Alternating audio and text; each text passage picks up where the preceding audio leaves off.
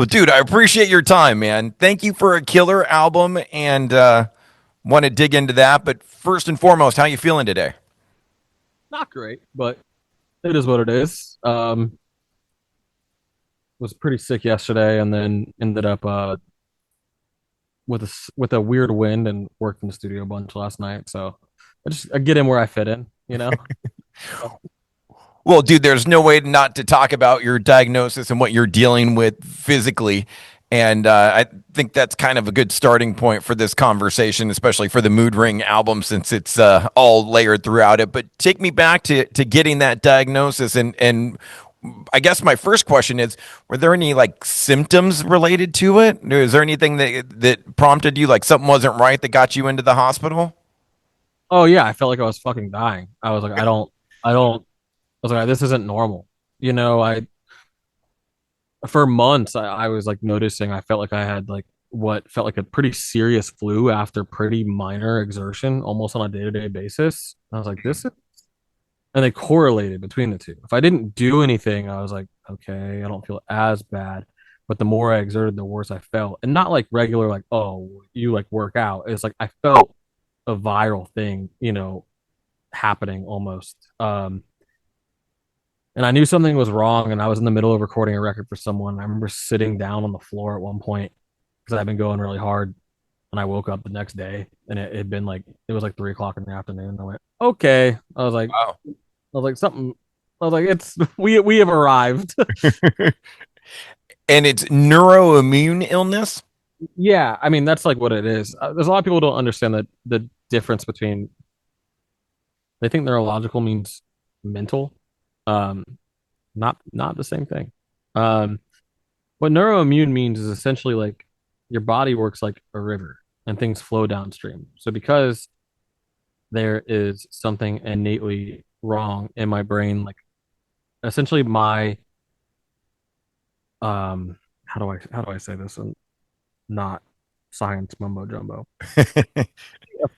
Switch has been flipped in my brain, like in my physical brain, not my head, where my body thinks it is dying and it's attacking itself. And unfortunately, that flows downstream like a river to the rest of it. So my muscles don't react the same. My mitochondria do not produce ATP. For those who do not know, ATP is what it's energy. That's how you live. Like that's everything. My body doesn't do it correctly. It's stuck in an anaerobic cycle versus aerobic. And the unfortunate reality of that is when I push past that threshold, and that could happen from anything, whenever the fuck it wants. It could be stimulation, it could be mental, it could be physical. As a person who carried a 200-pound desk upstairs, I'm going to pay for that dearly. Um, and that crash can look something like a couple shitty days, or it could be 6 shitty months. Wow. And sometimes you get knocked down to a new level, and you just stay there. Um, so that's the sad part. So that's the big unknowing, scary thing the record's kind of dealing with. Is this like, hey man, you can get worse, and every time you find this like little slice of life, this like little like island to be on, like it can and it will flood if you do not change. Unfortunately, I don't think I'm willing to change. I, I was going to ask, like you had said, neuro kind of always you think of mental stuff. Now that we know that it's not, I'm still curious with this diagnosis and this half life and change in lifestyle. Did you get any mental therapy? The only reason I'm asking, my dad was a psychologist, so I grew up with one in the household, so I understand how important mental health is along with physical. Yeah, we had to have a big conversation. This is just to be super transparent. I mean, you've listened to the record; it's pretty bleak. I had my doctor in front of my partner said he's not suicidal because he has a chemical imbalance. He was like he's struggling with the idea of like dying, essentially. Like everything he's known is gone. Um, and he's making himself more sick to still try to experience those things and get dopamine from the same things he's used to. And so that was a big thing. Yeah, I have tried. Um, I have a problem with chronic illness therapists, for lack of better words, because this is gonna sound so shitty and selfish, but a lot of it's like, be grateful you can see the sun outside of your window, and it's like, fuck you. I want to go outside. Like my girlfriend's at the movies, like with her friend right now. I was like, I want to go to the fucking movies and not catch something from someone and have more of my time stripped from me. Like I want to play shows again. I miss it. I want to be able to play guitar for fun as long as I want. Like I have my entire fucking life and not go, oh wow, I'm paying for it. That's crazy. So it's that whole thing. Like be grateful. You can feel the air on your skin. I, I'm not. I'm not grateful. I'm sorry. I've known better. I can't go back. Like the last interview I just did, we were talking about after you see an amazing film, and once you see all like the greats, it's so hard to go watch a shitty movie. Right. It's like once you've had it all, it's so fucking hard to go back. I mean, I guess that's just a human struggle in general. Totally. Totally. Well, dude, I don't want to be all doom and gloom the whole time, but I want to dig into this amazing album. I was shocked to learn that this was actually the second album, Stargazer being the first album for Moodring, but this one definitely has some more teeth on it, I would say. Um, I imagine that the first album came out before the diagnosis, and now this one Yeah, really. a couple years before, and I had probably made it 3 years before. So if I made it in 21, no, 2 years before I got diagnosed. Yeah. Yeah, you could definitely feel the teeth on this album. And I'm curious about writing this one. How quickly did you start writing this one after the diagnosis? I'm sure it took some time, some little bit of a steeping process. No, it happened during. Um, Really? yeah. We have an EP called Your Light Fades Away. Um, just a 3 song EP that was in between Stargazer and this because the whole Moodring thing has always been an album or some music every year, right? And we were in the middle, not in the middle of this one, but like maybe the first quarter of this one, just kind of gathering songs. And I had a doctor's appointment, got shot in the face, essentially, what it felt like. And then I came home that day, and Austin is still working on the computer. I'm like, hey man, I don't think I can do this today. Like I don't know. Like I need some time. So it actually happened in the middle, and the album wasn't called Death Fetish. It was I was having like issues during Stargazer and around the touring around Stargazer. So like in hindsight, it's like maybe I was always dealing with it to an extent and Mhm. finally kind of like reared its head more. But yeah, it's not this mental thing where I'm like, oh, like I'm like everyone has anxiety and depression, you know what I mean? But it's not like this like agoraphobic thing. It's like I physically cannot do. Right.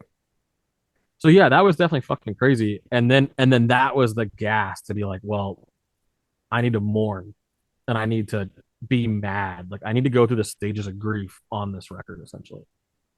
Did So you record all the instruments on the record? most, yes. Okay, killer. I mean, Drum, it drums are sounds amazing. drums are played by Matt G from the Acacia Strain. Oh, sick. And Austin and I did everything else. There's a lot of ear candy in the record. I've been listening lately with some headphones on, and I love all of the little ear candy in there. Like Anywhere But Here has got some good ear candy in there. And I mean, God, there isn't a bad song on the record. And I love that every song, no matter how it starts, is probably not going to end that way, and it Right. definitely isn't going to stay that way. Where a lot of bands will have a heavy song or a melodic song, and you do kind of all of it in between. Yeah, I appreciate that a lot. It's kind of the point of the band. That's why it's named the way it is, so we can just do whatever I want. Album took a really long time to finish. I mean, not really, but I hit a certain point with it where I ended up redoing a bunch of stuff because it was just taking so long to put out. Where I was like, all right, well, you let me sit on it for too long, and now I'm gonna go fuck with it. So, Right. There's no like schedule. I mean, not as a hardline schedule. It's not like you have to leave for tour or something like that. So I imagine that's the toughest thing for any artist is like when is something done? And usually it's the road that makes something done. yeah, exactly. It's someone else telling you when something has to be done, and I didn't have that for a while. Um, I have it again now, so that's helpful. Um, because I want to work on. I have worked on the follow up. I've worked on stuff in between. I'm sitting on a lot of music right now, and Interesting. yeah, so that record had, that record's been done in theory for years now. You know, it was also interesting, and I don't know if it's just me being a radio guy, but I kind of noticed all the songs are 3 minutes long. Was that intentional or just kind of how it shook out? Wrapped up, yeah. I don't know. I'm not scared of long songs. Just kind of, I'm a meat and potatoes kind of guy. You know what I mean? I just outside of like adding like all the cool, like you mentioned, like ear candy, and the listener doesn't know that that thing's 400 fucking tracks. But uh, outside of that, man, I mean, hit that chorus for the second or third time, wrap it the fuck up. Dude, and I love not only the album, how it sounds and the songs, but also I can tell you spend a lot of time on the sequencing, laying Yeah, out the track list. it's supposed to be side A, side B. So if I was to look at it, I can't remember the track list off the top of my head. Half Um, Life, Cannibal, Masochist Machine, Gunplay, first mix and Ketamine. so after Anywhere But Here, where STFA is, like tracks, Mhm. that's side B. Ah, So it's intentionally set up that way, and every song like kind of like it intentionally has its own song as a counterpart to it. So yeah. Just listening to it in full, like I mean, the first four songs are bangers. So Ketamine into Anywhere But Here was kind of a nice catch your breath kind of moment, and then it certainly picks back up again. then you But get all the way down, and Anywhere But Here is like, all right, we're going back up, and then we're all the way up. So and even like Cold Metal Kiss, just looking at the track list, you think like, oh, that's going to be the brutality, and it's not. It starts off with a funky little beat and everything. It's real melodic. yeah, that was one of the first songs on the record actually. So Yeah, that's what I was going to ask you too. Like, what are some of the oldest songs on the record, and what are some of the newest songs on the record? let me look at it so I can actually answer that. Cold Metal Kiss, Sick Fuck, and Masochist are the oldest songs on the record. And then the newest ones would be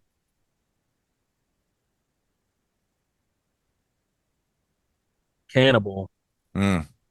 Oxidized, and Gunplay, maybe. So all the songs where I'm singing like, with a voice like this. So all those ones. And and then I guess like Half Life. Um, no, Ketamine was a pretty new song too. I guess like Half Life, STFA, Bleed Enough, and Die Slow are all around the same era. So Interesting. that makes sense to me. Speaking of that ear candy, it's funny too. And Oxidized, it kind of like the felt like the new metal flavor on that tune, and a little record scratching and stuff in there too. Unabashedly a new metal band. I mean, not always a new metal band, but like as a whole, like I consider Moodring a new metal band. I always have. New metal and certainly industrial. That's what I really love about it is all the industrial side of it. Yeah, I mean, my big influences are definitely the stuff that people call new metal that's not actually new metal. That like the actual fans will get like super mad about. I mean, Fear Factory, Static X, like even like Pitch Shifter, Orgy, big Orgy influences on this one. Um, that's just what I like. That's what I want to make, and I understand it's not like the sound of now. I mean, I don't know if we have a sound anymore of this. Yeah, I just want to make music that I like. Yeah, speaking of that industrial influence, because I was feeling that too. Fear Factory. Another one that really came to mind was Spine Shank. Oh yeah, obviously. I mean, obviously. I only don't say spine shake because I don't want them to go. Oh, he just there it is, found it. Yeah. No. Strictly Diesel and the Height of Callousness are huge records for me. So glad they're back now. Yeah, I hope they come through here. It's not too far, and I can make it out of the house and catch it because I didn't see them in the prime. Ah, Well, in civilian, but I didn't see much. Silent Civilian was great too. A lot more shreddy on that than the industrial vibe. Yeah, Spine Check's super underrated. I Super agree. should have been a way bigger. I agree. That's why I'm so glad they're back now. Speaking of bands, dude, you also have a deathcore band, Psycho Frame. Dude, they're on tour in Europe right now. Um, crushing it. Tonight sold out in Bristol. Um, yeah, Cycle Frame is running shit. Tell me about putting that band together. What's the timeline with them? Um, what is the timeline? I don't know. I guess like 2022. I was in like deathcore bands when I was a kid, and I mean like literally a kid, like 15, 16, And I was like, what if I took the knowledge I had back then and did it now? How would that sound? And that's kind of what I did. Originally, I planned on doing vocals on it, and then I was, like, oh shit, I'm getting sick. So I just put my homies in the band, and I have this thing that I don't do vocals on, so they can go on tour. So that was, in hindsight, that was a great decision. It's kind of like made me think of Fit for an Autopsy, like Will Putney. Situation, yeah, yeah. And what's funny is he managed it for not toxic. I also managed second. So I guess Is it's it, not. I stole his model. yeah, a little bit. I'm curious. And would you ever give that kind of consideration to Mood Ring, or is that No, a little bit too much you? never. Not absolutely not. And I think if I saw anyone else sing those songs, like to be paid to sing those songs like that, I think it would. I think it'd be cool. Like this, like it's just like way too personal to like my like human experience. The idea has been thrown out there before. There's also not anyone like I like enough, and not that I love my own or anything like that, but there's not someone out there really that I'm like, oh, you have to go sing these songs. Not that it's like realistic and affordable, at least. You know what I mean? Right. Just a So thought. I mean, because some of those songs, man, like Die to Hear Live, like Cannonball, I'd love to hear live. I'd love to play. My plan is not my plan, but like my wish is I want to get healthy enough to. My like biggest thing with mootering is I'd love to treat it kind of like the way Glassjaw operates, is that I get healthy enough to do like 3 shows or something like that once a year. So it's still doing something, whether it's a fest or just an intimate show in Atlanta or something like, or I can go back to Florida and do Orlando. Both are A markets, and the band notoriously like did very or like well in those areas. I'd love to just play the fucking show. Yeah. Yeah, I'd love to hear all those tunes live. Speaking of your producer hat, you still doing that, right? Are you still taking on new clients? Apparently, man. Yeah, yeah, I shouldn't be, but I am. I start an LP on uh Sunday. Wow. I'm curious, man, from your perspective, a lot of local bands listen to my metal show. What's some advice you would give to an up and coming band? What's the one thing that bands aren't doing that they should be doing? I feel like bands are really making music for other people and not for themselves. I think they like hear something that they think is cool, and like having influence is great, but you have to find what makes something actually you. Like obviously, like I pulled tons of influences, but you'll never catch something where you go, that is that, directly. And if you are, you're reaching. Uh, but I think like people just really, really need to get back to just making music for themselves. Like I didn't make Death Fetish to be a smash hit, successful record. That's not the intention. I know what that looks like. I know the channels that takes. I made this record for myself, and that's what I needed. And I think that's the most satisfying thing of all. You can sell out later. You know. I need metal bands to stop to stop thinking it that just because they like. There's this weird misconception that if we add singing, it'll be more popular. No, oh, you gave yourself way more competition. You just made it from I don't know. There's probably what 1,000 deathcore bands on the entire planet. Now you're competing with millions, or not Right. millions, hundreds of thousands of bands. You know Right. what I like? You have upped the game. It's like the guy in your whole hometown who's a good singer and plays acoustic guitar, and he goes, "I'm gonna go to Nashville and be a millionaire." It's like, yeah, so did everyone else, man. Right. Being in Southern California, you see that a ton. You know, everyone's coming out for their dream, whether it's music or movies or whatever. So Austin Moodring's producer and one of my best friends, he's actually coming here on Sunday as well. Him and I still work on lots of records together. He um he did make the jump and he made it. Ah, He works with like Papa Roach and like all sorts of big stuff now. He made the move, tried to get me to go with him. Unfortunately, your guys' cost of living is absolutely insane. Um he told me what his bills were and I audibly laughed out loud. I was like, you're out of your mind. Um I've been thinking about Vegas a little bit lately though. hmm. Yeah, because someone, hey, come out to LA and have this dinner with so and so. I could be like, no, you meet me at Mandalay Bay. It's a 30-minute flight. And so I put the ball in their court. You know, Yeah. it's hard to get people to Atlanta. So Lots of musicians moving from like LA to Vegas seems to be like if they're in LA, it seems like they're moving to Vegas or Nashville, but mainly Vegas, it feels like. yeah, and all the film people are moving here to Atlanta.